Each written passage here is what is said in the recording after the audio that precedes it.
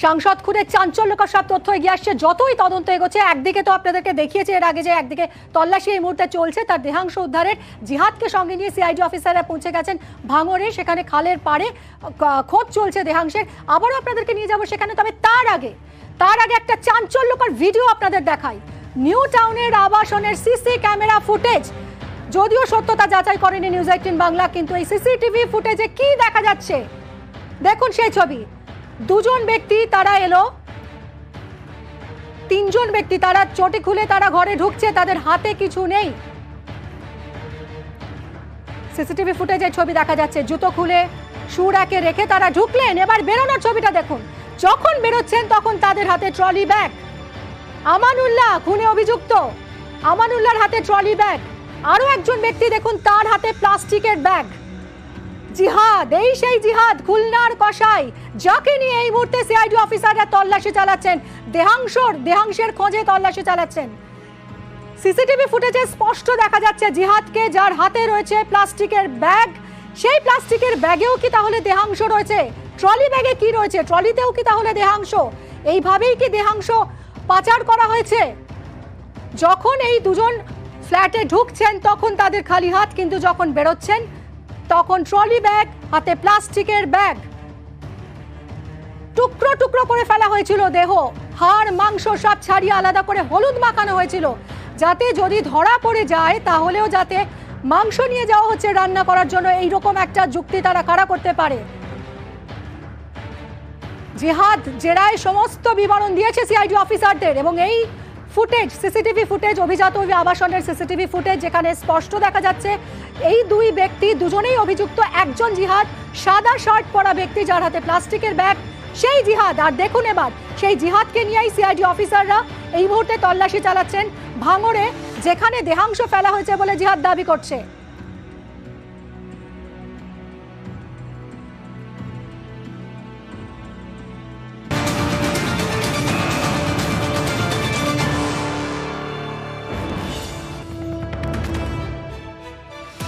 আর এই মুহূর্তে breaking news আপনারা দেখতে পাচ্ছেন, ভাঙড়ের ছবি। ভাঙড়ের বাংলাদেশের সাংসদের দেহাংশ উদ্ধার হয়েছে ভাঙড়ে। যে দেহাংশের খোঁজ চলছিল, সিআইডি আধিকারিকরা যে দেহাংশের খোঁজ চালাচ্ছিলেন, তন্ন তন্ন তল্লাশি চলছিল, সেখানে দেহাংশ উদ্ধার হলো অবশেষে। বাংলাদেশের সাংসদের দেহাংশ উদ্ধার হলো ভাঙড়ে কৃষ্ণমাটিতে বাগজোলা খালের পাড়ে। জিহাদকে সঙ্গে নিয়ে জিহাদ দেখাচ্ছিল সিআইডি অফিসারদের কোথায় কোথায় সে দেহাংশ ফেলেছে। ঠিক সেই সব জায়গায় তল্লাশি চালিয়ে দেহাংশ উদ্ধার হয়েছে।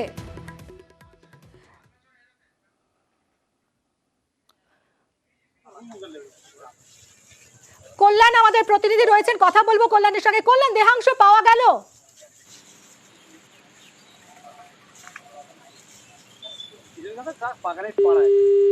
আমরা এই মুহূর্তে যে ছবিটা দেখতে পাচ্ছি, একটা ব্যাগ টেনে বের করলেন সিআইডি অফিসাররা। কি আছে এই ব্যাগে? এই ব্যাগেই কি তাহলে দেহাংশ রয়েছে? এই মুহূর্তে যে দেহাংশের খোঁজে তল্লাশি চলছে, সেই রকমই একটি ব্যাগ খুঁজে পেয়েছেন সিআইডি অফিসাররা। জিহাদকে নিয়ে তল্লাশিতে এই ব্যাগ উদ্ধার হয়েছে। এই ব্যাগের মধ্যেই কি রয়েছে দেহাংশ? বাংলাদেশের সাংসদের দেহাংশ উদ্ধার অবশেষে ভাঙড়ের কৃষ্ণমাটি এলাকায় বাগজোলা খালের পাড় থেকে। বাগজোলা খালেই ফেলে দেওয়া হয়েছিল দেহাংশ, বিভিন্ন জায়গায় ফেলা হয়েছিল, তার মধ্যে একটি ব্যাগ খুঁজে পেয়েছেন সিআইডি অফিসাররা। জিহাদকে নিজেদের হেফাজতে পেয়েছেন সিআইডি আধিকারিকরা, তারপরে তাকে সঙ্গে করে নিয়ে তল্লাশি। কল্যাণ আমাদের প্রতিনিধি রয়েছেন এই মুহূর্তে একেবারে ঘটনাস্থল থেকে। কল্যাণ, ঠিক কি হচ্ছে জানাও। একেবারে মিনি জানিয়ে রাখি, এই যে জিহাদকে 12 দিনের সিআইডি হেফাজত পেয়েছে পুলিশ কর্মীরা, তারপরে এই সিআইডি হেফাজতের পরেই তাকে এই যে কৃষ্ণমাটি এলাকা সে চিহ্নিতকরণ করেছিল গত রাতে। এই যে একটা ব্যাগ আমরা দেখতে পাচ্ছি, এই ব্যাগের মধ্যে কি দেহাংশ রয়েছে? একেবারে মিমি এখনো পর্যন্ত কিন্তু সেই বিষয়টি তদন্ত সাপেক্ষ পুলিশ, সিআইডি যে সমস্ত আধিকারিকরা ছিলেন তারা কিন্তু এই যে জায়গা চিহ্নিত করেছিল সেই জায়গা থেকেই কিন্তু এই যে বস্তা, এই বস্তা উদ্ধার করছে। বস্তার মুখ হচ্ছে বাঁধা অবস্থায় রয়েছে, সেই বস্তা থেকে দুর্গন্ধ হচ্ছে। তবে ইতিমধ্যেই সিআইডি যে সমস্ত আধিকারিকরা রয়েছেন তারা টিএমজি টিম এবং যারা হচ্ছে ডাক্তাররা রয়েছে এখানে, তাদের সরানোর জন্য কিন্তু এই বস্তা তার কিছুক্ষণের মধ্যেই খুলবেন, এবং খোলার পরেই এই বস্তার ভিতরে কি রয়েছে, কি থেকে এত পচা দুর্গন্ধ বাড়ছে তার কিন্তু তদন্ত চালাবে সিআইডি আধিকারিকরা। তবে বস্তা উদ্ধারের পর সিআইডি আধিকারিকরা একটু হলেও আশার আলো দেখছে, কারণ যেভাবে গত রাত থেকে দফায় দফায় তল্লাশি অভিযান চালাচ্ছে এই কৃষ্ণমাটি এলাকায়, সেই ঘটনার পর কিন্তু এই যে বস্তা উদ্ধার তা কিন্তু যথেষ্ট তাৎপর্যপূর্ণ। সেই বস্তা থেকে প্রচন্ড দুর্গন্ধ বার হচ্ছে, ফলে এলাকায় যে সমস্ত সাধারণ মানুষজন ভিড় করছিল, ধীরে ধীরে পুলিশ কর্মীরা তাদেরকে কিন্তু সরিয়ে দিচ্ছে। আর কিছুক্ষণের মধ্যেই কিন্তু এই বস্তা মুখ খোলা হবে এবং তার ভিতরে কি আছে, আদৌ কি এই বাংলাদেশের যিনি সাংসদের খুন হয়েছে তার দেহাংশ আছে কিনা, অন্য কোনো পদার্থ রয়েছে, সেই বিষয়ে কিন্তু তদন্ত চালাবে পুলিশ কর্মীরা। মিমি, কল্যাণ, এই যে ব্যাগটা উদ্ধার হয়েছে এর মধ্যে যে যদি দেহাংশ পাওয়া যায় তাহলে সেটা যদি বাংলাদেশের সাংসদেরই দেহাংশ, সেটা জানার জন্য কি উপায় রয়েছে এরপর? এটা একেবারেই সিআইডির যে সমস্ত তদন্তকারী অফিসাররা রয়েছে তারা এই যদি দেহাংশ উদ্ধার হয় তাহলে সেই দেহাংশ উদ্ধারের পর সেগুলি ফরেনসিক টিম আসছে, ফরেনসিক টিমের কাছে যেগুলো হ্যান্ড ওভার করা হচ্ছে, ফরেনসিক টিমের এই বিষয়টি নিয়ে যখন পরীক্ষা নিরীক্ষা চালাবে তারপরেই কিন্তু সেটা প্রমাণ হবে। যেহেতু জেহাদ গত রাত থেকেই এই এলাকা চিহ্নিতকরণ করছিল, তারপর এই বস্তা উদ্ধারটা কিন্তু যথেষ্ট তাৎপর্যপূর্ণ। যে জায়গায় কৃষ্ণমাটির যে জায়গায় জেহাদ গত রাতে চিহ্নিতকরণ করেছিল সেখানে দীর্ঘক্ষণ কিন্তু সিআইডি আধিকারিক এবং কোরিয়ার থানা পুলিশ কর্মীরা তারা দীর্ঘক্ষণ তল্লাশি অভিযান চালায়। দীর্ঘ 2 ঘন্টার উপরে তল্লাশি অভিযান চালিয়ে গত রাতে ফেরত যাওয়ার পরও আজকে যখন জেহাদকে সিআইডি হেফাজতে নেয় সিআইডি টিম এবং তারপর সেখান থেকে সোজাসুজি কিন্তু এই যে কৃষ্ণমাটি এলাকা চিহ্নিতকরণ করেছিল এই কৃষ্ণমাটি এলাকায় আছে এবং এখানে এসে কোরিয়ার থানার পুলিশ কর্মীরা এবং ডিএমজি টিম এবং একাধিক আনুষঙ্গিক বিভিন্ন পুলিশের সাহায্য নিয়ে কিন্তু এখানে তল্লাশি অভিযান চালাচ্ছিল। কল্যাণ, এই যে ব্যাগটা তুলে আনা হলো আমরা দেখতে পাচ্ছি, তারপরে এই ব্যাগটা এখন কি হবে?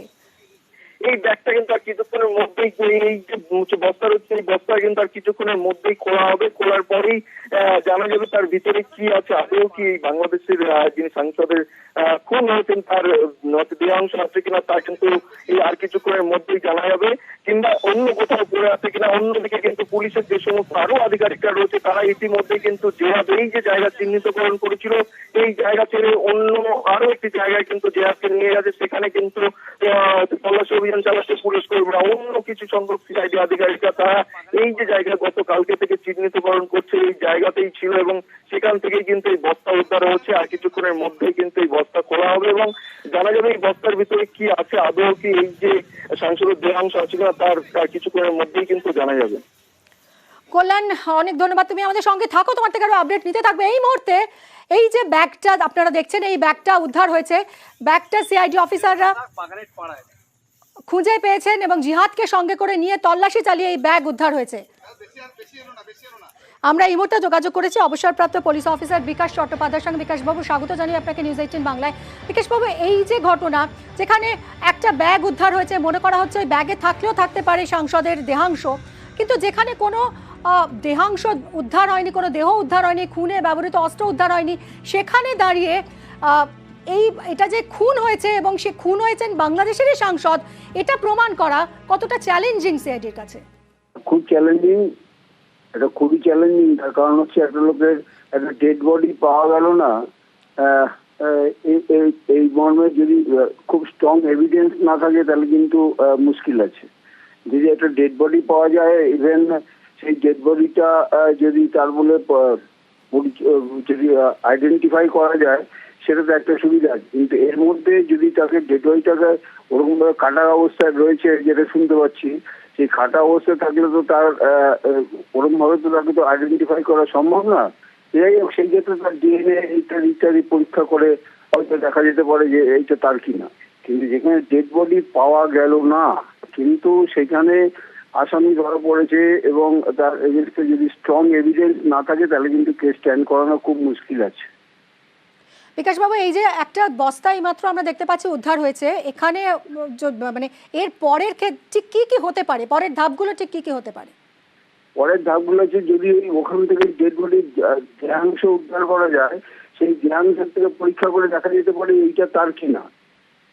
সেই ক্ষেত্রে ডিএনএ সাহায্য নেওয়া যেতে পারে এবং ডিএনএ ছাড়া তো এমনিভাবে বলা যাবে না, তার কারণ হচ্ছে ওইভাবে আইডেন্টিফাই করা যাবে না। এরপরে হচ্ছে আরেক কতগুলি জিনিস থাকে যেটা একটা মানুষকে দেখে তার মধ্যে তাকে আইডেন্টিফাই করার প্রশ্ন থাকে। যেমন ধরেন মনে করেন তার একটা হাতে আংটি ছিল, সেই আংটিটা যদি পাওয়া যায়, বা তার ড্রেস যেগুলো পরেছিল সেই ড্রেস যদি পাওয়া যায়, বা অন্য কোনো মানে স্পেশাল আইডেন্টিটি, হয়তো একটা তাবিজ পাওয়া গেল, কি একটা গলায় হার পাওয়া গেল, এরকম যদি কিছু পাওয়া যায় সেগুলো দিয়েও আইডেন্টিফাই করা যেতে পারে। কিন্তু সেই ক্ষেত্রে কিন্তু ডিএনএটা খুব দরকার লাগবে, এবং ডিএনএ পরীক্ষা ছাড়া এখানে আইডেন্টিফিকেশন কিন্তু খুব মুশকিল।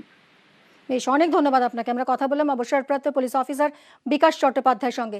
ইতিমধ্যেই একটা ব্যাগ উদ্ধার হয়েছে, ব্যাগের মধ্যে দেহাংশ রয়েছে কিনা সাংসদের তার কিছুক্ষণের মধ্যেই জানা যাবে। ফরেনসিক টিমও রয়েছে ঘটনাস্থলে।